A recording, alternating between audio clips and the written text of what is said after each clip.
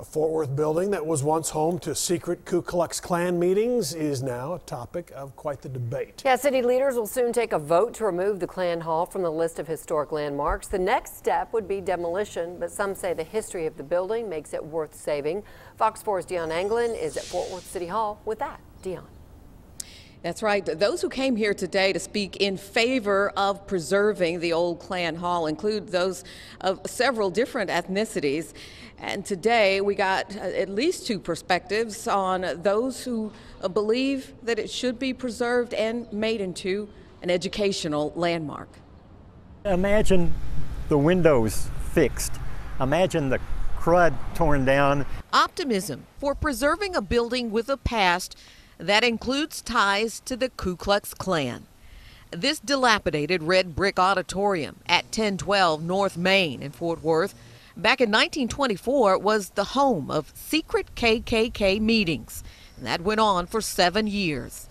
There have been other uses over time, including a connection to Fort Worth's famed Leonard Brothers department store. The Leonard Brothers, Obie and Marvin, who ran the huge Leonard department store, bought it to use for storage.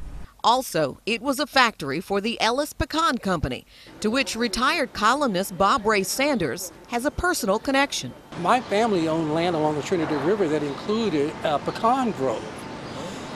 Each fall, we picked up pecans, and we made at least one trip a year, and sometimes 2 or 3, to Ellis Pecan Shop. Sanders, like Seltzer, and some committed to saving the building, believe a proposed plan to transform it into a performing arts venue is a worthwhile idea. You take something that started out with a huge negative, and you turn it into something that has a huge positive. He owns a piece of property. He wants to develop it.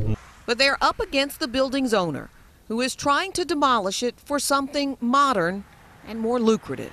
All these buildings you see around downtown right now, somebody saved those buildings. I do step-on bus tours, and I can drive past here all day and say, yeah, the Klan Hall used to stand there and people look out the window and go, oh, there's nothing right now there except a condo or a shopping center.